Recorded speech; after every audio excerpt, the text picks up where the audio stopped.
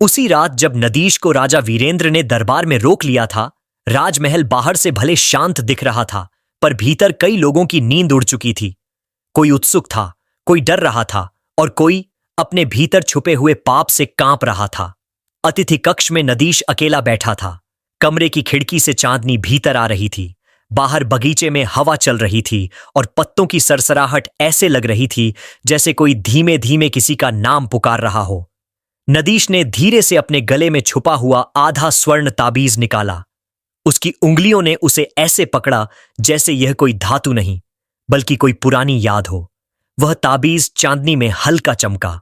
उस पर बना चिन्ह अधूरा था, और अधूरा चिन्ह मन को अधूरा कर देता है। नदीश ने बहुत धीमे स्वर में खुद से कहा। राजा बोले, मेरा बेटा भी इसी नदी में बह गया था, तो फिर मैं। उसके मस्तिष्क में धुंधली तस्वीरें उभरी। एक बड़ा सा आंगन, ऊंची दीवारें, किसी स्त्री के हाथों की खुशबू और एक लड़की जो उसकी कलाई पकड़कर रो रही थी। वह सब साफ नहीं था, पर इतना जरूर था कि यह सपना नहीं, याद थी। उसने ताबीज को फिर कपड़े में लपेटा और छुपा दिया। फिर धीरे से पीठ टिकाकर बैठ गया, जैसे कोई लड़ाई शुरू होने से पहले अपनी सांसें गिनता है। उसी समय महल के दूसरे हिस्से में रानी मृणालिनी अपने कक्ष में टहल रही थी। उसका चेहरा शांत नहीं था। वह बार बार एक ही बात सोच रही थी। एक मछुआरे का बेटा, राजा का दिल क्यों छू गया? दासी चंपा पास खड़ी थी। रानी ने कठोर स्वर में पूछा, उस युवक ने क्या मांगा? चंपा बोली, महारानी, उसने इनाम नहीं मांगा, उसने नाव और जाल मांगे। मृणालिनी की भौहें तन गईं। इनाम नहीं मांगा, ये बात ही खतरनाक है। लालच न हो तो आदमी को मोड़ना मुश्किल होता है। फिर उसने एकदम धीमे ऐसे कहा जैसे खुद से बोल रही हो, और उसकी आंखें मुझे कहीं से जानी पहचानी लगीं। चंपा ने तुरंत सिर झुका लिया, मगर उसके मन में भी एक डर जाग उठा था, क्योंकि 10 साल पहले की दुर्घटना में वही सबसे आगे थी। सुबह होते ही महल में हलचल बढ़ गई। सेवक दौड़ने लगे, पहरेदार बदलने लगे और रसोई से घी मेवे की खुशबू आने लगी। नदीश ने जब महल के आंगन में कदम रखा तो उसके पैरों के नीचे संगमरमर ठंडा लगा, ठीक वैसा ही ठंडा जैसा कभी कभी उसकी यादों में आता था। उसे नहलाने धुलाने के लिए एक सेवक आया और बोला, युवक, महाराज का आदेश है कि आपके लिए वस्त्र और भोजन की व्यवस्था हो। नदीश ने संकोच से कहा, मैं साधारण आदमी हूं, इतनी व्यवस्था? सेवक मुस्कुरा दिया, महल में साधारण वही रहता है जिसे महाराज साधारण रहने दें। थोड़ी देर बाद उसे साफ कपड़े दिए गए। वह पहली बार इतने वर्षों बाद अच्छे वस्त्र पहन रहा था। आईने में उसने खुद को देखा तो पल भर के लिए वह खुद भी चौंक गया। उसके चेहरे पर गरीबी नहीं थी, उसके चेहरे पर धैर्य था। उसकी गर्दन पर धागा दिखा, पर उसने ताबीज बाहर नहीं आने दिया।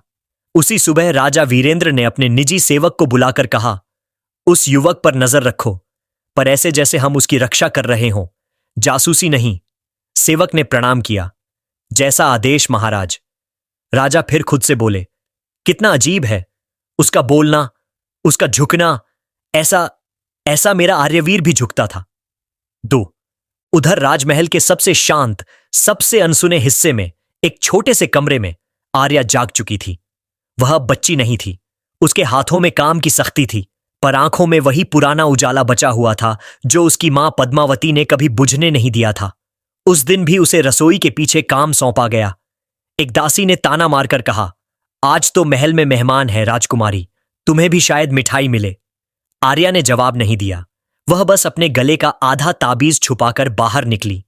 उसका मन बगीचे की ओर खींच रहा था, उसी ओर जहां उसने पर्दे के पीछे से उस युवक को देखा था। उसने अपने आप से कहा, अगर यह संकेत है तो मैं इसे जाने नहीं दूंगी। वह बगीचे के रास्ते में पहुंची ही थी कि विभा सामने आ गई। विभा ने धीमे स्वर में पूछा, दीदी, आप कहां जा रही हैं? आर्या ने सच नहीं बताया, बस कहा, हवा खाने। विभा ने उसकी आंखों में देखा और समझ गई कि बात हवा की नहीं है। वह थोड़ी घबराई, फिर फुसफुसाई, दीदी, सावधान रहना। मां आज सुबह से बहुत बेचैन है। उन्होंने चंपा को कुछ काम सौंपा है। आर्या ने सिर हिलाया, मैं समझती हूं, और वह आगे बढ़ गई। नदीश बगीचे में अकेला बैठा था। महल का बगीचा उसे अजीब सा परिचित लग रहा था। फव्वारे की आवाज, आम के पेड़ की छांव और क्यारियों में लगे वही फूल। ऐसा लगता था जैसे यह बगीचा उसे पहचानता हो, पर वह बगीचे को नहीं पहचान पा रहा हो। तभी उसने कदमों की आहट सुनी। उसने सिर उठाया और सामने आर्या खड़ी थी। आर्या ने उसे देखे बिना थोड़ी देर फूलों को देखते रहने का अभिनय किया, फिर बहुत धीमे स्वर में कहा, तुम यहां अकेले क्यों बैठे हो? नदीश ने सावधानी से जवाब दिया, मैं सोच रहा था। क्या? आर्या ने पूछा। नदीश ने उसे देखा। उसकी आंखें एकदम ठहर गईं, जैसे मन ने पहचान लिया हो और दिमाग अब भी झिझक रहा हो। वह धीरे से बोला, ये जगह मुझे जानी पहचानी लगती है, पर मैं याद नहीं कर पाता। आर्या की सांस हल्की सी अटक गई। वह एक कदम करीब आई और बोली, तुम्हें सच में कुछ याद नहीं? नदीश ने अपनी बात संभाली। नदी से मिला था, बस यही बताया गया है। आर्या ने बहुत हिम्मत करके पूछा, तुम्हारी उम्र क्या है? लगभग 22, नदीश बोला। आर्या ने निगाहें झुका लीं। गिनती उसके मन में बिजली की तरह दौड़ी। 10 साल पहले भाई बहा था, और आज यह युवक, वही उम्र, वही ठहराव। वह धीरे से बोली, तुम्हारे गले में कोई ताबीज है क्या? यह सवाल सुनकर नदीश के भीतर खतरे की घंटी बजी। उसने तुरंत अपना हाथ गले पर रखा। नहीं, उसने झूठ नहीं बोला, बस बात काट दी, कुछ नहीं खास। आर्या समझ गई, यह डरता है, और जो डरता है वह या तो दोषी होता है या शिकार। उसने अपना भाव बदलकर बस इतना कहा, ठीक है। मैं चली, और पलटकर चल दी। मगर चलते चलते उसने एक बात ऐसी कही जिसने नदीश के भीतर छुपी यादों को चोट मारी। नदी कभी कभी चीजें छीनती नहीं, आर्या ने बिना पीछे देखे कहा, कभी कभी बचाकर भी रखती है। नदीश वहीं बैठा रह गया। उसके कानों में वही वाक्य गूंजता रहा। उधर बगीचे के एक कोने में चंपा खड़ी थी। वह आर्या और नदीश की बातें पूरी तरह नहीं सुन पाई, पर इतना देख लिया कि आर्या देर तक उस युवक के पास रुकी थी। चंपा सीधे रानी के पास पहुंची। महारानी, राजकुमारी आर्या उस युवक से बात कर रही थी। रानी मृणालिनी की आंखों में आग की लकीर दौड़ गई। कितनी देर? ज्यादा नहीं, पर बात हुई है, चंपा ने कहा। रानी ने दांत भींचकर कहा, वह लड़की आज भी जिंदा है, यही मेरी भूल थी। और वह युवक, अगर वह केवल मछुआरा होता तो राजा उसे रोकते नहीं। उसने तुरंत आदेश दिया, आज से उस युवक की हर चाल की खबर मुझे चाहिए, और आर्या को एक पल भी अकेला मत छोड़ना। चंपा ने सिर झुका लिया। जैसा आदेश। रानी ने खिड़की से बाहर नदी की दिशा देखी। 10 साल पहले नदी ने मेरा काम आसान किया था, इस बार भी करेगी, उसने बहुत धीमे कहा, इतना धीमे कि खुद भी सुनकर कांप जाए। उसी दिन दोपहर बाद राजा ने नदीश को अपने निजी कक्ष में बुलाया। यह दरबार नहीं था, यह पिता की तरह बैठकर किसी को परखने का स्थान था। राजा ने उसे सामने बैठाया और कुछ देर बिना बोले देखते रहे। नदीश ने सिर झुकाकर कहा, महाराज। राजा ने धीरे से पूछा, तुम्हें घुड़सवारी आती है? नदीश का दिल धड़क गया। थोड़ी बहुत, उसने संभल कर कहा। राजा ने मुस्कान दबाई। और धनुष? गांव में शिकार नहीं होता महाराज, नदीश बोला, पर निशाना लगाना आता है। राजा ने कुर्सी की बांह पर उंगलियां ठपठपाईं। अजीब है, यही जवाब मेरा बेटा देता था। वह भी कहता था, शक्ति दिखाने के लिए नहीं, बचाने के लिए होती है। नदीश ने अपने होंठ दबा लिए।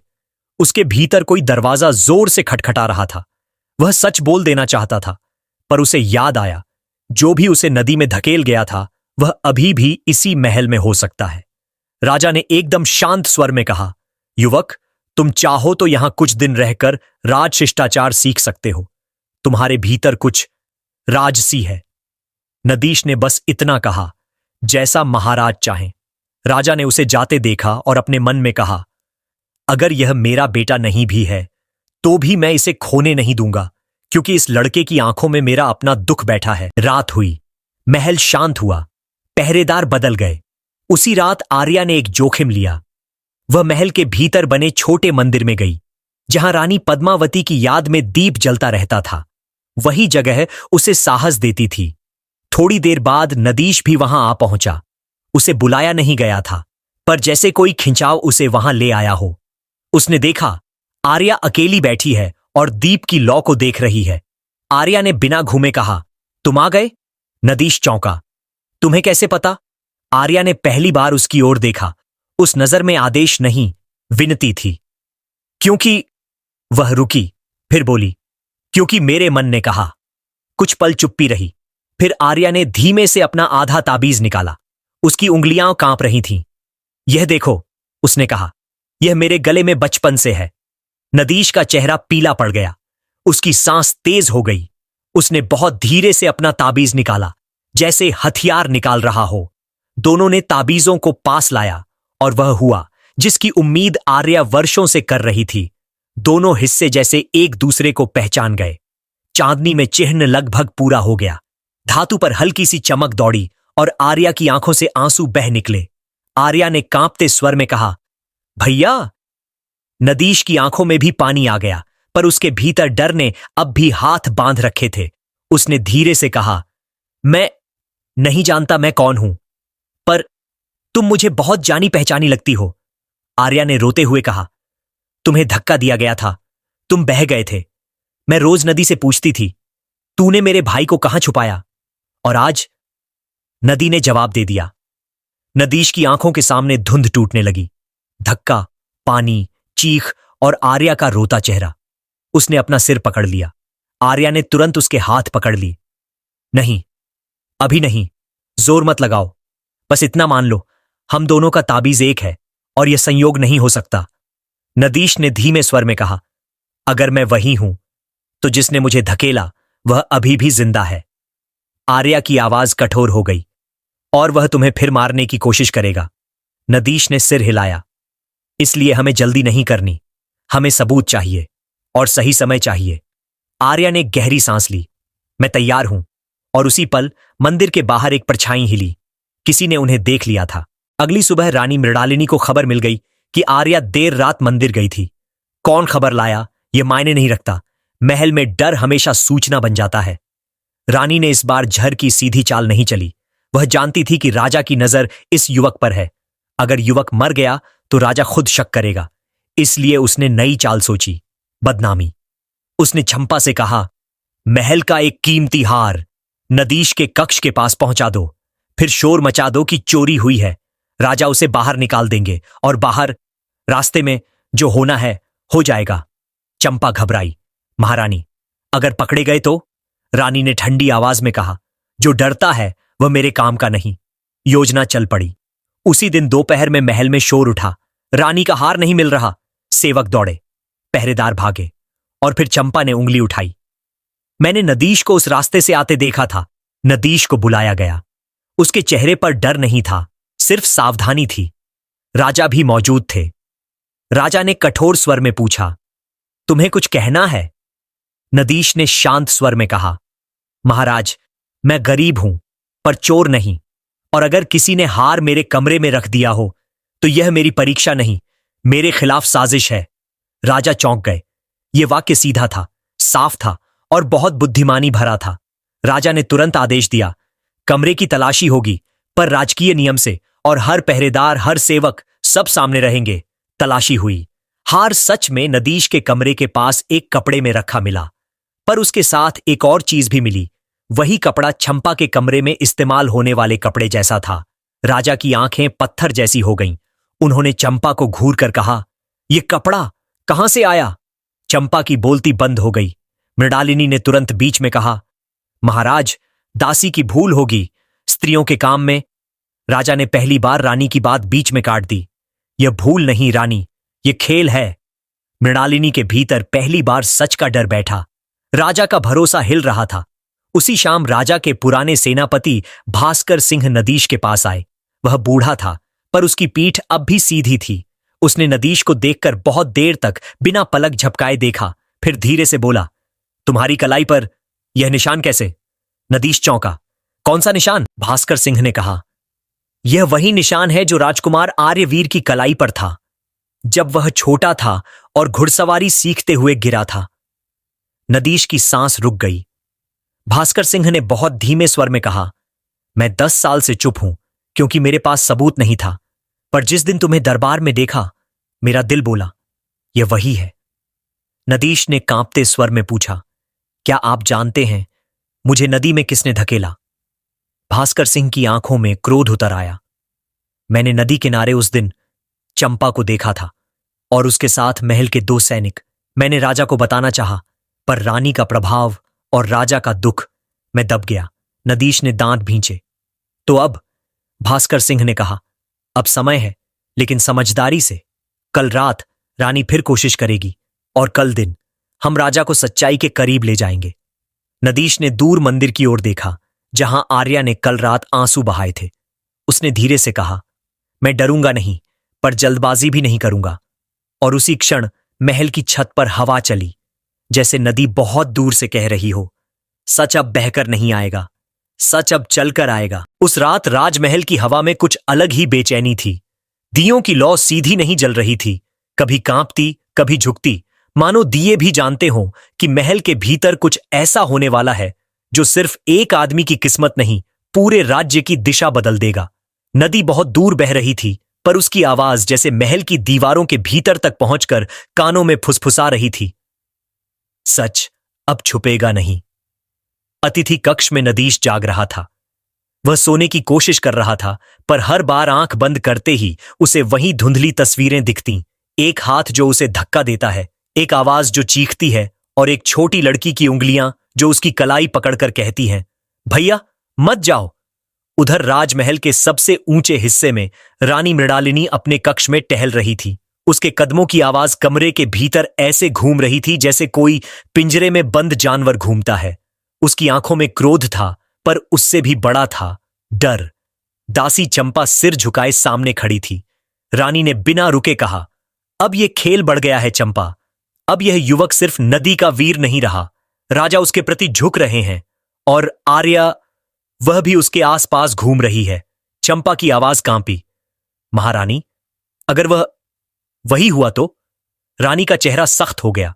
वही नहीं हो सकता। वह मर चुका है, मैंने मरवाया था।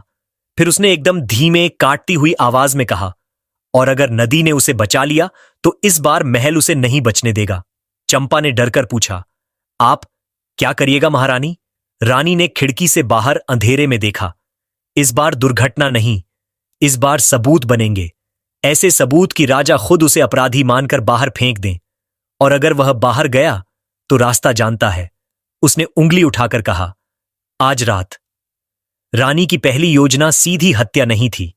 वह जानती थी अब राजा सतर्क हैं, सेनापति भास्कर सिंह भी जाग चुका है। इसीलिए उसने सबसे पहले छवि पर वार किया। उसने चंपा को आदेश दिया, महल के अस्तबल से एक तेज घोड़ा निकालो, उसकी लगाम काट दो, फिर शोर मचा दो कि नदीश घोड़े की लगाम छेड़ते हुए पकड़ा गया। कह देंगे वह राजा को नुकसान पहुंचाना चाहता है। चंपा ने घबराकर कहा, पर महारानी, वह क्यों करेगा ऐसा? रानी की आंखें चमकीं। इसीलिए तो लोग विश्वास करेंगे यह चालाक है, और जब लोगों के मन में संदेह उतर जाता है तो सच भी झूठ लगता है। योजना शुरू हुई। अस्तबल में एक सेवक भेजा गया, लगाम काटी गई, और ठीक उसी समय महल में एक दासी की चीख गूंजी, घोड़ा बेकाबू हो गया, कोई मर जाएगा। सिपाही दौड़े। अस्तबल में अफरा तफरी। घोड़ा सचमुच छूट गया, पर उसी पल सेनापति भास्कर सिंह अपने कुछ भरोसेमंद पहरेदारों के साथ वहां पहुंच गया, जैसे उसे पहले से पता हो। भास्कर सिंह ने एक रस्सी फेंकी, घोड़े को मोड़ा और उसे दीवार के पास रोक दिया। घोड़ा थम गया, पर घटना नहीं थमी, क्योंकि अब झूठ को सच बनाना बाकी था। चंपा ने तुरंत शोर किया, मैंने देखा, नदीश अस्तबल की ओर जा रहा था। भास्कर सिंह ने आंखें तरेर दी। तुमने देखा या तुम चाहती हो कि हम देखें? चंपा हड़बड़ा गई। मैं भास्कर सिंह ने अस्तबल के फर्श की ओर इशारा किया। यह देखो, किसके पांव के निशान हैं? और यह कपड़े का टुकड़ा? वहां सचमुच एक कपड़े का टुकड़ा पड़ा था, और वह उसी रंग का था जो चंपा की साड़ी में था। भास्कर सिंह ने उसे उठा लिया, फिर बहुत शांति से बोला, आज कोई भी बिना जांच के आरोप नहीं लगाएगा। यह महल है, मछली बाजार नहीं। चंपा की आवाज बाहर नहीं निकली, और उसी क्षण रानी मृणालिनी के भीतर पहला झटका लगा। उसकी चाल पहली बार दरवाजे पर ही पकड़ी जा रही थी। घटना के बाद राजा को सूचना दी गई।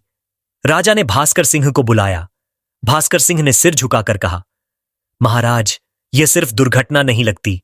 किसी ने घोड़े की लगाम काटी थी, और किसी ने जानबूझकर नदीश पर शक डालने की कोशिश की। राजा की आंखों में थकान थी, पर अब उसमें संदेह भी था। तुम्हारा मतलब महल के भीतर कोई खेल खेल रहा है? भास्कर सिंह ने बहुत धीमे पर स्पष्ट कहा। हां महाराज, और यह खेल 10 साल पुराना हो सकता है। राजा की उंगलियां सिंहासन की बांह पर कस गईं। उन्होंने बस इतना कहा, नदीश की सुरक्षा बढ़ा दो और आर्या की भी।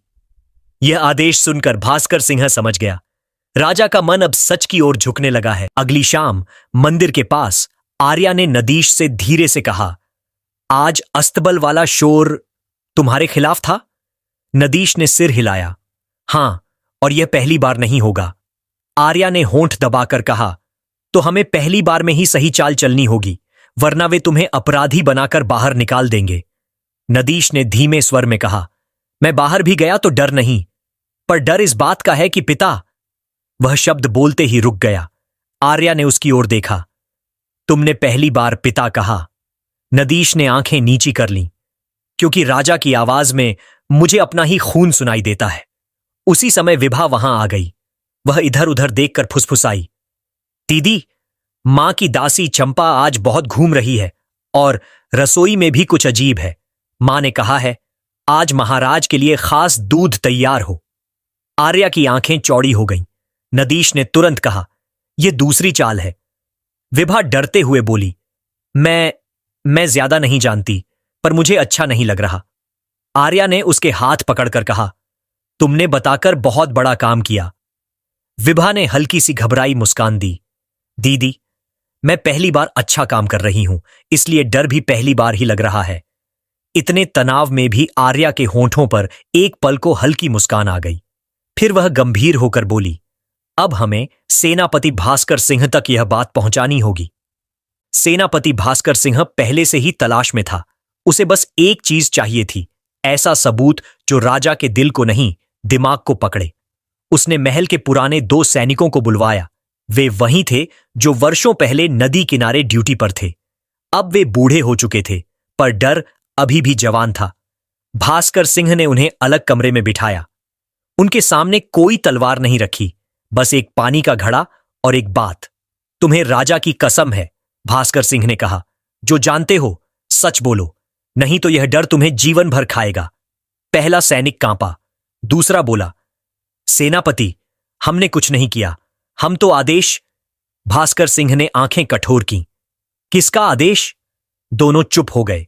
भास्कर सिंह ने धीरे से वही कपड़े का टुकड़ा निकाला जो अस्तबल से मिला था। यह तुम्हें पहचानता है और तुम इसे। उनके चेहरे उतर गए। आखिरकार एक सैनिक ने टूटकर कहा, महारानी मृणालिनी और दासी चंपा, 10 साल पहले राजकुमार को नदी किनारे भेजा गया और धक्का। उसके शब्द गले में अटक गए। दूसरा सैनिक रो पड़ा, हम डर गए थे सेनापति, हमें कहां गया, अगर बोले तो परिवार खत्म। भास्कर सिंह ने गहरी सांस ली। अब परिवार नहीं, राज्य बचाना है।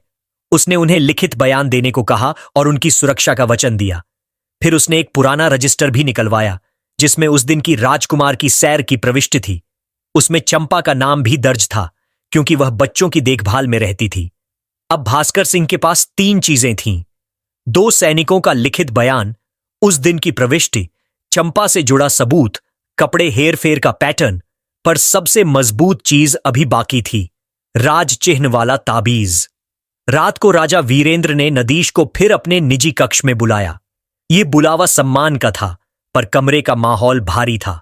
राजा ने कहा, युवक, आज अस्तबल में जो हुआ वह महल के भीतर का खेल है, और यह खेल मेरे बेटे के जाने से जुड़ा हो सकता है। नदीश ने चुपचाप सिर झुका लिया। राजा ने अचानक पूछा, तुम्हारे पास कोई निशानी है, कोई चिन्ह, कुछ भी? नदीश का गला सूख गया। वह एक पल रुका, फिर उसने धीरे से अपना आधा ताबीज निकाला, ऐसे जैसे कोई अपने सीने से तीर निकाल रहा हो। राजा की आंखें फैल गईं। उन्होंने कुर्सी से थोड़ा आगे झुककर देखा। यह चिन्ह। उसी समय दरवाजा धीमे से खुला। भास्कर सिंह अंदर आया और साथ में आर्या भी। आर्या की आंखें नम थीं, पर चेहरा दृढ़। भास्कर सिंह ने कहा, महाराज क्षमा करें, पर अब समय आ गया है। आर्या ने बिना कांपे अपना आधा ताबीज निकाला। दोनों हिस्से पास लाए गए और जैसे ही वे जुड़े, राज चिन्ह पूरा हो गया। राजा वीरेंद्र का हाथ कांप गया। उनकी सांस जैसे रुक गई। उनके होंठ हिले। यह वही वही ताबीज। आर्या रो पड़ी। पिताजी, यह मेरे और भैया के गले में था, मां के रहते। राजा की आंखों के सामने वर्षों का धुआं हटने लगा। उन्होंने नदीश की कलाई देखी। वहां वही पुराना निशान था जिसकी बात भास्कर सिंह ने कही थी। राजा ने एक अंतिम परीक्षा की जो केवल पिता कर सकता था, राजा नहीं। उन्होंने धीमे टूटते स्वर में पूछा, जब तुम छोटे थे, तुम्हें नींद नहीं आती थी, तो तुम्हारी मां तुम्हें क्या कहकर सुलाती थी? नदीश का चेहरा पीला पड़ गया। उसके भीतर एक बंद दरवाजा अचानक खुल गया। एक स्त्री की आवाज, ममता भरी, उसके कानों में गूंजी। शब्द अपने आप निकल पड़े। मां कहती थी, वीर बनो, पर पहले दयालु बनो, और आर्या का हाथ मत छोड़ना। राजा वीरेंद्र की आंखों से आंसू गिर पड़े। उन्होंने उठकर नदीश को सीने से लगा लिया, बहुत कसकर, जैसे 10 साल की दूरी को एक ही क्षण में मिटाना चाहते हो। आर्यवीर, राजा का गला भर आया, मेरा बेटा। नदीश, जो अब नदीश नहीं रहा था, कांपते स्वर में बोला, पिताजी। वह शब्द कमरे में नहीं, राजा के टूटे हुए वर्षों में जाकर गिरा। राजा ने जैसे पहली बार सांस ली। उधर यह खबर जैसे ही महल के भीतर फैली, रानी मृणालिनी के पैरों तले जमीन खिसक गई। वह दौड़ती हुई राजा के कक्ष की ओर आई, पर भास्कर सिंह ने पहरे बढ़ा दिए थे। रानी ने चिल्लाकर कहा, यह धोखा है। यह युवक जादू से ताबीज बना सकता है। यह सिंहासन पर कब्जा करना चाहता है। राजा ने पहली बार रानी की ओर ऐसी नजर से देखा जिसमें प्रेम नहीं था, सिर्फ न्याय था। मृणालिनी, राजा का स्वर शांत था, पर उसमें तलवार की धार थी। मेरे बेटे को नदी में किसने धकेला था? रानी ने पल भर को अपने को संभाला, फिर अभिनय शुरू किया। आंसू, रोना, हाथ जोड़ना। महाराज, मैं कैसे कर सकती हूं? मैं तो। भास्कर सिंह आगे आया। महाराज, मेरे पास बयान है, 2 सैनिकों के, और उस दिन का रजिस्टर, और आज की ताजा साजिश का सबूत भी। रानी की आंखें चंपा को खोजने लगीं, पर चंपा भी अब कांप रही थी, क्योंकि उसे समझ आ गया था कि खेल पलट चुका है। राजा ने बस एक आदेश दिया, चंपा को अलग करो, रानी को अलग, और कल सुबह खुली जांच होगी, पूरे दरबार के सामने। मृणालिनी चीखी, तुम मुझे अपमानित करोगे? मैं रानी हूं। राजा ने शांत स्वर में कहा, और मैं राजा हूं, और राजा के लिए सबसे पहले राज्य होता है, और राज्य में सबसे पहले सच। उस रात महल की हवा बदल गई। आर्या अपने कमरे में बैठकर रोई, पर यह रोना दुख का नहीं था, वर्षों के बोझ के उतरने का था। नदीश, आर्यवीर खिड़की से नदी की दिशा देखता रहा, उस नदी को जिसने उसे छीना भी था और बचाया भी था। राजा वीरेंद्र अपने कक्ष में अकेले बैठे रहे, कभी आंखें बंद करते, कभी खोलते, जैसे डरते हों कि यह सब सपना न निकल जाए। और उधर एक अंधेरे कमरे में मृणालिनी ने दांत भींचकर फुसफुसाया, कल अगर मैं गिरी तो बहुतों को साथ लेकर गिरूंगी। उसे पता था, सुबह का दरबार सिर्फ जांच नहीं होगा, सुबह का दरबार फैसला होगा। जिस रात महल के भीतर वर्षों से दबा हुआ सच पहली बार सांस लेकर उठा था, उसके बाद की सुबह अमरगढ़ के इतिहास में हमेशा के लिए दर्ज हो गई। उस सुबह सूरज जैसे जल्दी निकल आया था, और उसकी रोशनी सिर्फ आंगन के संगमरमर पर नहीं, राजमहल के भीतर के अंधेरों पर भी पड़ रही थी। राजमहल के बड़े आंगन में शंखनाद हुआ, दरबार की नगाड़ियां बजीं, सैनिकों ने कतारें बांधी, और नगर में यह घोषणा कर दी गई, आज राजमहल में खुला दरबार होगा। जो भी गवाही देना चाहता है, जो भी सुनना चाहता है, वह उपस्थित रहे। आज न्याय छिपकर नहीं, सबके सामने होगा। लोगों के दिलों में हलचल थी। कई लोग सिर्फ राजा को देखने आए, कई वर्षों पुराने युवराज की याद लेकर आए, और कई रानी मृणालिनी की शक्ति से डरते हुए यह सोचकर आए कि देखें आज क्या होता है। पर आज हवा का रुख बदल चुका था। दरबार के बीचों बीच सिंहासन रखा गया, पर आज सिंहासन का वैभव भी कुछ दबा दबा लग रहा था, क्योंकि आज राजा वीरेंद्र के चेहरे पर वह शांति नहीं थी जो सामान्य दिनों में होती है। आज उनके चेहरे पर वर्षों का थकान, पुत्र वियोग का दर्द, और अपने ही घर में धोखा खाने की पीड़ा सब एक साथ दिखाई दे रहे थे। राजा वीरेंद्र सिंहासन पर बैठे। उनके दाहिने हाथ एक युवा खड़ा था, जिसकी आंखों में ठहराव था, कंधों में ताकत, और चेहरे पर वही पहचान जो अब छिपी नहीं थी। वह आर्यवीर था, जिसे 10 वर्षों तक दुनिया ने नदीश समझा था। और राजा के बाएं तरफ खड़ी थी आर्या। अब वह पहले की डरी हुई लड़की नहीं, बल्कि ऐसी राजकुमारी थी जो दुख की आग में तपकर मजबूत हो चुकी थी। उसके गले में आधा ताबीज आज खुले रूप में था और आर्यवीर के गले में उसका दूसरा आधा। दोनों मिलकर राज चिन्ह पूरा कर रहे थे। आंगन में सन्नाटा था, जैसे हर सांस इंतजार कर रही हो कि पहला शब्द कौन बोलेगा। राजा ने भारी स्वर में कहा, आज जो भी कहा जाएगा वह केवल राजमहल के भीतर नहीं रहेगा, वह राज्य के सामने रहेगा। आज न्याय केवल फैसला नहीं करेगा, आज न्याय सच को मुक्त करेगा। फिर उन्होंने सेनापति भास्कर सिंह की ओर देखा। सेनापति, आरंभ करो। कुछ ही देर में सैनिकों के बीच से रानी मृणालिनी लाई गई। उसके चेहरे पर रात भर का जागना साफ दिख रहा था, पर उसने अपने को संभाला हुआ था। उसने आज भी वही रानी वाला ठाठ बनाए रखा, जैसे वह अभी भी यह मान रही हो कि महल की दीवारें उसके इशारे से हिल सकती हैं। उसके पीछे पीछे दासी चंपा लाई गई। चंपा का चेहरा पीला था, उसकी आंखें बार बार इधर उधर देख रही थीं, जैसे रास्ता ढूंढ रही हो भागने का। और सबसे चुभने वाली बात, मृणालिनी के दोनों बच्चे भी दरबार में मौजूद थे, विक्रम और विभा। विक्रम का चेहरा कठोर था, वह मां के पास खड़ा होकर घूर रहा था, कभी आर्यवीर को, कभी आर्या को। विभा का चेहरा उतरा हुआ था, उसकी आंखों में डर भी था और शर्म भी। मृणालिनी ने राजा को देखते ही रोने का अभिनय शुरू किया। महाराज, यह कैसा अपमान, मुझे, आपकी रानी को, इस तरह सबके सामने। राजा की आवाज शांत थी, मगर उसमें लोहे जैसी कठोरता थी। आज तुम मेरी रानी नहीं मृणालिनी, आज तुम इस राज्य की एक प्रजा हो जिस पर आरोप है, और राज्य में किसी का मुकुट आरोप से ऊपर नहीं। मृणालिनी की आंखें सिकुड़ गईं। उसने पल भर के लिए आर्यवीर को देखा। उस नजर में नफरत थी, जैसे वह कह रही हो, तू फिर लौट आया। सेनापति भास्कर सिंह आगे आए। उनके हाथ में एक पुराना रजिस्टर था, राजमहल की आवागमन प्रविष्टि पुस्तक, जिसमें हर शाही भ्रमण का उल्लेख होता था। उन्होंने राजा को प्रणाम किया और ऊंची आवाज में कहा, महाराज, 10 वर्ष पूर्व जिस दिन राजकुमार आर्यवीर को नदी किनारे भेजा गया, उस दिन का उल्लेख इस रजिस्टर में है। इसमें स्पष्ट लिखा है, राजकुमार के साथ दासी चंपा और 2 सैनिक तैनात थे। उन्होंने रजिस्टर खोलकर सबको दिखाया। लोग आगे खिसक आए। कुछ बुजुर्गों ने पढ़कर सिर हिलाया। हां, यह शाही मुहर है, यह झूठ नहीं। मृणालिनी ने तुरंत बोलना चाहा। रजिस्टर तो, भास्कर सिंह ने बीच में ही कहा, रजिस्टर अपने आप नहीं लिखता महारानी, और यह रजिस्टर वर्षों से राजमहल के अभिलेखागार में बंद था, इसे बदलना आसान नहीं। राजा ने एक नजर मृणालिनी पर डाली। अब भी कहना चाहती हो कि यह सब कल्पना है? मृणालिनी ने झूठी दृढ़ता से कहा, मैं कुछ नहीं जानती महाराज। भास्कर सिंह ने संकेत किया। 2 बूढ़े सैनिक आगे लाए गए। वे वही थे जो उस दिन नदी किनारे तैनात थे। उनके चेहरे पर डर और अपराध का बोझ था। वे वर्षों से यह बोझ ढो रहे थे।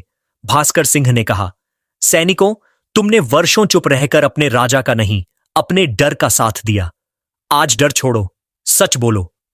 पहला सैनिक कांपते स्वर में बोला, सेनापति, हमें माफ कर दो। राजा ने कठोर स्वर में कहा, माफी का अधिकार मुझे है, पर पहले सच। सैनिक ने सिर झुकाया और कहा, उस दिन राजकुमार को नदी किनारे भेजा गया था। चंपा साथ थी और हमें आदेश मिला था कि जब राजकुमार किनारे आए तो उसे धक्का दे देना। दरबार में एक साथ कई आवाजें उठीं। अरे, ये क्या पाप! सैनिक रो पड़ा। हम डर गए थे महाराज। कहा गया था कि अगर नहीं किया तो हमारा परिवार। दूसरा सैनिक आगे आया। उसका गला सूख रहा था। महाराज, ये सच है, हमने धक्का दिया और चंपा ने कहा था, अब वापस चलो, महारानी को खबर देनी है। राजा वीरेंद्र का चेहरा ऐसे तना जैसे किसी ने उनके सीने में पुरानी तलवार फिर से घुसा दी हो। उनकी उंगलियां कांपीं, पर उन्होंने अपने आप को संभाला। उन्होंने बस एक ही वाक्य कहा, 10 साल मैं नदी से अपने बेटे को ढूंढता रहा और वह मेरे महल में मारा गया। आर्या ने आंखें बंद कर लीं। उसके होठों से एक धीमी सिसकी निकली। आर्यवीर ने अपनी बहन का हाथ हल्के से दबाया, जैसे कह रहा हो, अब सच डराएगा नहीं। अब भास्कर सिंह ने चंपा की ओर देखा। चंपा, तुम बोलोगी या तुम्हारे झूठ को इन गवाहियों से कुचल दिया जाए? चंपा की टांगें कांप रही थीं। उसने मृणालिनी की ओर देखा, पर मृणालिनी ने आंखों से ही उसे आदेश दिया, चुप। लेकिन जब अपराध का बोझ गले तक आ जाए तब आंखों का आदेश भी काम नहीं करता। चंपा अचानक घुटनों पर गिर पड़ी। महाराज, मैंने किया, पर आदेश महारानी का था। मृणालिनी तड़प कर बोली, झूठ, ये दासी अपनी जान बचाने के लिए। चंपा चीख पड़ी, महारानी, आपने ही कहा था लड़का हटेगा तो रास्ता साफ होगा। आपने ही कहा था लड़की को रहने दो ताकि शक न हो। आपने ही कहा था राजा को रोकर बहला दूंगी। अब दरबार में लोगों की आंखें जल उठीं। यह सिर्फ राज परिवार का मामला नहीं रहा था, यह मां की जगह बैठी स्त्री का विश्वासघात था। चंपा रोते हुए बोली, और बाद में जब राजकुमारी आर्या बड़ी होने लगी, आपने उसे जानबूझकर तंग किया। फटे कपड़े, कम खाना, ताकि वह टूट जाए और कभी सच बोल ही न पाए। आर्या का चेहरा पत्थर सा हो गया। वह रो नहीं रही थी, आज वह बस अपने अंदर के दर्द को गवाही बनते देख रही थी। मृणालिनी ने आखिरी दांव खेला। उसने ऊंची आवाज में कहा, यह सब साजिश है। यह युवक ताबीज बना सकता है, जादू, छल, यह सब करके सिंहासन लेना चाहता है। राजा ने राजगुरु की ओर देखा। गुरुदेव, क्या यह ताबीज वही है? राजगुरु आगे आए। उन्होंने दोनों ताबीज हाथ में लिए और ध्यान से देखा। फिर उन्होंने ताबीज का अंदरूनी हिस्सा दिखाया, जहां महीन अक्षरों में एक शाही चिन्ह और जन्मवर्ष की सूक्ष्म नक्काशी थी, जो सामान्य आदमी की आंखों से भी मुश्किल से पढ़ी जाती। राजगुरु ने कहा, महाराज, यह वही ताबीज है जो मैंने स्वयं शाही सुनार से बनवाया था। यह नक्काशी नकली नहीं हो सकती। इसी समय शाही सुनार को बुलाया गया। उसने आते ही प्रणाम किया और बोला, महाराज, यह चिन्ह, यह मेरी ही कारीगरी है। यह अलग ढंग से बनता है। इसे नकल करना लगभग असंभव है। मृणालिनी के चेहरे से रंग उड़ गया। उसकी आखिरी ढाल भी टूट गई। राजा वीरेंद्र सिंहासन से उठे। वह धीरे धीरे आर्यवीर के सामने आए। उनकी आंखों से आंसू गिरने लगे, पर यह आंसू राजा के नहीं, एक पिता के थे।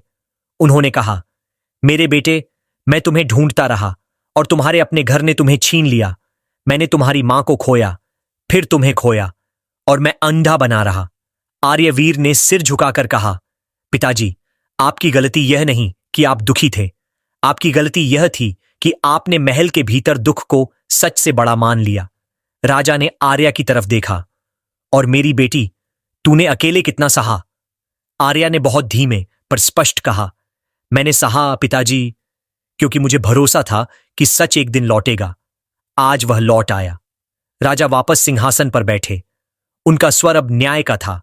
मृणालिनी, राजा बोले, तुमने राजकुमार को मरवाने का प्रयास किया, राजकुमारी को वर्षों तड़पाया, राजमहल को छल से चलाया। यह अपराध केवल परिवार के विरुद्ध नहीं, राज्य और धर्म के विरुद्ध है। मृणालिनी चिल्लाई, मैंने अपने बेटे के लिए किया, क्या मां को अपने बच्चे का भविष्य देखने का अधिकार नहीं?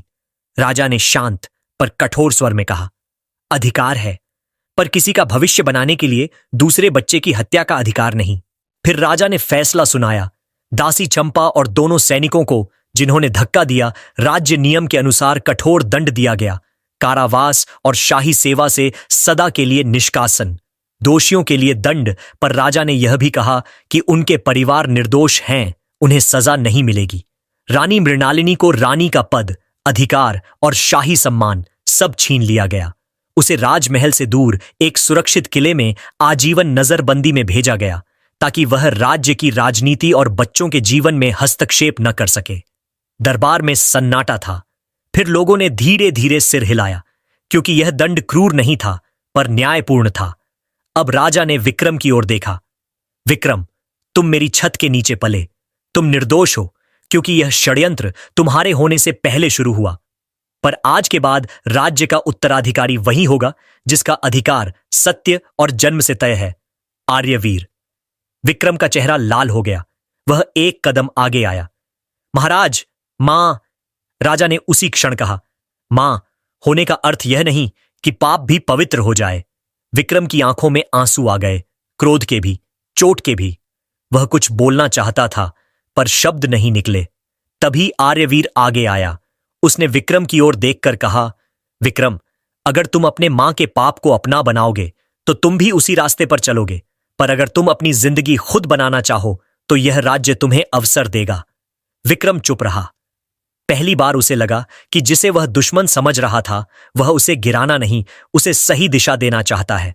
विभा ने धीमे से कहा, पिताजी, मैं चाहती हूं कि महल में किसी और आर्य को कभी दुख ना हो। राजा ने विभा का सिर थपथपाया। यही सीख है बेटी। फिर राजा वीरेंद्र खड़े हुए। उन्होंने पूरे दरबार और जनता की ओर देखकर कहा, आज मैं अपने राज्य के सामने घोषणा करता हूं, आर्यवीर अमरगढ़ का युवराज होगा और आर्या राजकुमारी अब से राज परिवार की शान और सम्मान के साथ रहेगी। और मैं वीरेंद्र अपने जीवन की सबसे बड़ी भूल के लिए अपने बच्चों और अपनी प्रजा से क्षमा मांगता हूं। प्रजा की आंखें नम हो गईं। कई बूढ़े लोग रो पड़े। लोगों ने नारे लगाए, युवराज आर्यवीर की जय, राजकुमारी आर्या की जय, राजा वीरेंद्र की जय। उस दिन जय जयकार सिर्फ उत्सव नहीं थी, वह राहत थी, जैसे किसी के सीने से पत्थर हट गया हो। राजा ने उसी दिन रामू और सीता को राजमहल बुलवाया। वे कांपते कदमों से आए। उनके कपड़े साधारण थे, पर उनके चेहरे पर सच्चाई थी। राजा सिंहासन से उतरकर उनके सामने आए। पूरा दरबार चौंक गया। राजा ने मछुआरे के सामने सिर झुकाया। राजा बोले, तुमने मेरे बेटे को बचाया, तुमने मेरे घर का दीपक लौटाया। आज से तुम राज्य के सम्मानित जन हो। रामू रो पड़ा, महाराज, हमने तो बस इंसानियत की। सीता ने कांपते स्वर में कहा, महाराज, हमने उसे बेटे की तरह पाला, क्योंकि हमारे पास अपना कोई नहीं था। आर्यवीर आगे आया और उनके चरण छूकर बोला, बाबा, माई, मेरे लिए आप ही माता पिता हो। जिसने मुझे जीवन दिया उसके साथ आपने मुझे जीना सिखाया। यह दृश्य देखकर लोग बोले, राजा का बेटा वही जो झोपड़ी की इज्जत जानता हो। उस शाम महल में दिए जले, पर इस बार वे केवल महल की छतों पर नहीं, लोगों के दिलों में जले। आर्या ने वर्षों बाद साफ वस्त्र पहने, पर उससे ज्यादा उसने सम्मान पहना।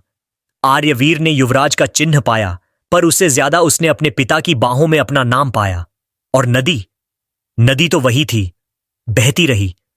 पर अब लोग कहते थे, इस नदी ने एक बालक को बहाया नहीं था, इस नदी ने सच को बचाकर रखा था। और जब समय आया, उस सच को राजमहल के दरबार तक पहुंचा दिया। इस कहानी से शिक्षा मिलती है कि सत्य को जितना भी दबाया जाए, वह समय आने पर सामने आता है। ईर्ष्या और लालच से किया गया षड्यंत्र अंत में उसी व्यक्ति को गिराता है जो उसे रचता है। धैर्य, मेहनत और सही अवसर की प्रतीक्षा कठिन समय में सबसे बड़ा सहारा है। मानवता किसी पद या धन की मोहताज नहीं। मछुआरे दंपति ने प्रेम और सेवा से राजकुमार को जीवन दिया।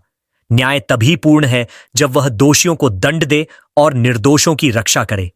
विश्वास बनाए रखना है, क्योंकि झूठ परिवार और राज्य दोनों को तोड़ देता है।